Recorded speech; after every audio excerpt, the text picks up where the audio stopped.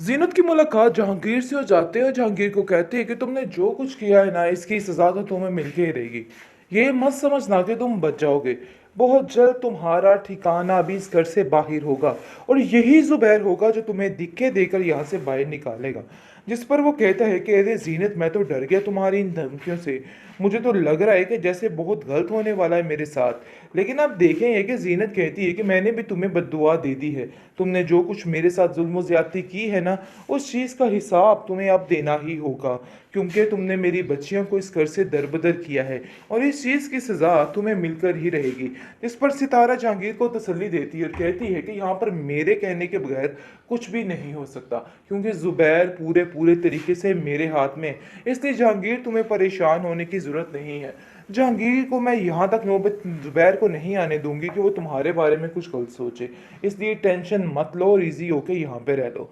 आगे से आप देखेंगे कि वो वहाँ से चली जाती है, क्योंकि वो समझ गई है कि ये इन दोनों की मिली जुली भगत है और जो कुछ हो रहा है ना ये दोनों मिलके कर रहे हैं। इसलिए आप देखेंगे कि वो कहती है कि आप दोनों को खुदा पूछेगा, क्योंकि आप लोगों ने जो कुछ किया है ना मेरे साथ, इस चीज़ की सज़ा तो आप लोगों को मिलकर ही रहेगी, चाहे जो मर्जी हो जाए।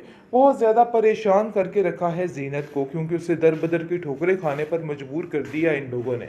उसका चच्चा बेचारा बहुत परेशान है और कहता है कि तुम फिक्र मत करो, मैं ज़ुबैर से फिर बात करूंगा। आगे से वो कहती है कि ज़ुबैर ने पहले भी आपको उधर दिक्के दे के बाहर निकाल दिया, आखिर अब कैसे दोबारा जाकर बात करेंगे? मुझे तो खुद समझ नहीं आ रही मैं क्या करूं, लेकिन अब मैं आपको अंदर नहीं डालूंगी और ना ही मैं आपको मजबूर करूंगी कि आप जाकर ज़ुबैर से कोई भी बात करें, क्योंकि वाकई में वो लोग हमें बर्दाश्त नहीं करेंगे और कतई बात नहीं करेंगे। ये जो कुछ हो रहा है बेहतरी हो रही है, क्योंकि सितारा के सारे रिएक्शन सामने आने वाले हैं और सितारा की सारी हकीकत खुलकर सामने जैसे आएगी तो फिर सारा भांडा उसका फूट जाए। लेकिन शायद आपने मेरी बात नहीं मानी, लेकिन अब तो आपको अंदाजा हो गया है ना कि मैं जो कुछ कह रही हूँ बिल्कुल ठीक कह रही हूँ, मैंने कुछ भी गलत नहीं कहा है। जिस पर जुबैर कहता है हाँ, मुझे अब यकीन हो चुका है कि वाकई जो कुछ तुमने कहा बिल्कुल ठीक कहा। काश पहले तुम्हारी बात को सुन लिया जाता, लेकिन अफसोस इस बात का है कि तुम्हारी किसी बात का मैंने यकीन नहीं किया है। आप देखेंगे कि दूसरी तरफ काफ़ी ज़्यादा जो है वो जीनत संभल चुकी है, क्योंकि वो जान चुकी है कि उसका मसला जो है वो कोई और हल नहीं कर सकता। उसको सिर्फ़ और सिर्फ खामोशी के साथ दुआएं मांगनी है अपने खुदा से, और वही है जो इस मसले को हल करेगा। आप देखेंगे कि वो उसको आराम सुकून से कहती है कि बात तो ये फाइनल है कि अब वो वहाँ पे नहीं आएगी, यानी कि यहाँ घर वापस उसको हम नहीं आने देंगे। जिसको सुनकर सितारा कहती है कि अब हमें कोई और हल निकालना होगा। मुझे तो डर ही रहता है कि ऐसा ना हो कि किसी दिन मैं पकड़ी जाऊं। लेकिन जी आप देखेंगे कि उसको समझाने लग जाता है जहांगीर और कहता है कि फिक्र मत करो, कोई नया रास्ता निकालना पड़ेगा। ऐसे हालात बिल्कुल भी ठीक नहीं होंगे, बल्कि दिन ब दिन मजीद खिलाफ से खिलाफ होते जाएंगे। इसलिए बेहतर यही है कि तुम भी थोड़ा संभल के कदम रखो और मैं भी, और ये सारे मामलात को संभल कर ही रखना है, वरना मामलात वाकई में ख़राब होंगे। आप देखेंगे कि दूसरी तरफ असलम मजीद पटियां पढ़ाने की कोशिश कर रहा है और कहता है कि अब आप वो साबित कदम रहना है। ये बात आपने जहन में रखनी है कि आपको बिल्कुल भी इस लड़की के इर्द गिर्द नहीं घूमना है, जीनत की किसी बात पे यकीन नहीं करना।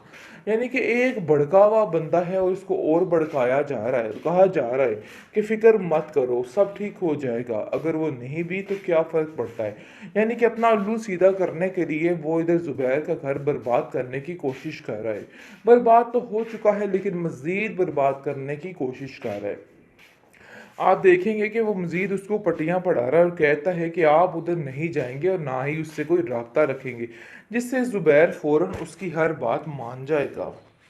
जीनत बाजी के रोने से अगर मैं इतना तंग पड़ चुका हूँ, क्योंकि सारी एपिसोड्स में इनको रोते देखा है, तो उनके घर वालों की आखिर क्या हालत होगी। अरे भाई स्टैंड लेना सीखो। ये क्या हर वक्त री री रोना पिट्टी डाल के हर चीज़ को ख़राब करते हैं। माना कि उसके साथ काफ़ी ज़्यादा गलत हो रहा है, लेकिन इसका डट के मुकाबला करना चाहिए था और अपनी बेटियों के लिए इसको स्टैंड लेना चाहिए था। आप देखेंगे वैसे इसके जाने के बाद मामलात सारे सरगर्म हो चुके हैं, क्योंकि यहाँ पर अब कोई किसी का साथी बाकी नहीं रहा है।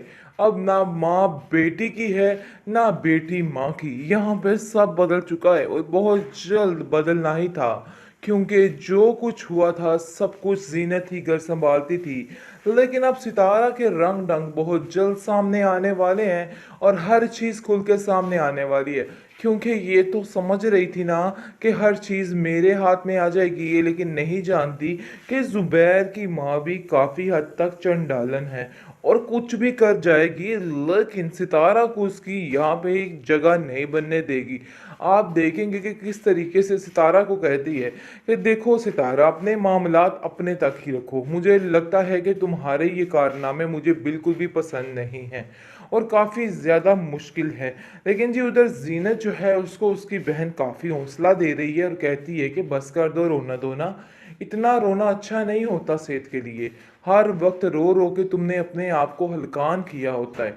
मुझे तो लगता है कि पता नहीं क्या हो गया।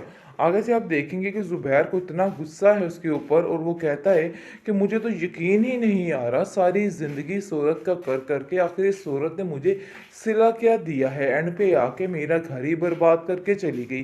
जिसको सुनकर आप देखेंगे आगे से कहती है सितारा, मैं तो आपको पहले ही समझा रही थी, मुझे तो पहले दिन से ही शक था, लेकिन शायद आपने मेरी बात नहीं मानी। लेकिन अब तो आपको अंदाज़ा हो गया ना कि मैं जो कुछ कह रही हूँ बिल्कुल ठीक कह रही हूँ, मैंने कुछ भी गलत नहीं कहा है। जिस पर ज़ुबैर कहता है, हाँ मुझे अब यकीन हो चुका है कि वाकई जो कुछ तुमने कहा बिल्कुल ठीक कहा।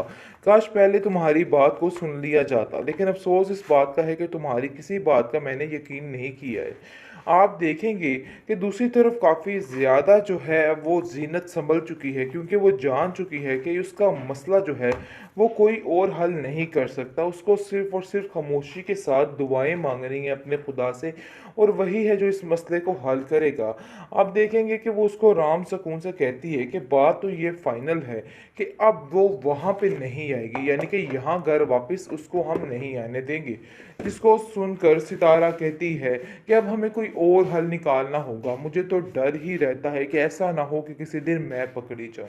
लेकिन जी आप देखेंगे कि उसको समझाने लग जाता है जहांगीर और कहता है कि फ़िक्र मत करो, कोई नया रास्ता निकालना पड़ेगा। ऐसे हालात बिल्कुल भी ठीक नहीं होंगे, बल्कि दिन ब दिन मज़ीद ख़िलाफ़ से ख़िलाफ़ होते जाएँगे।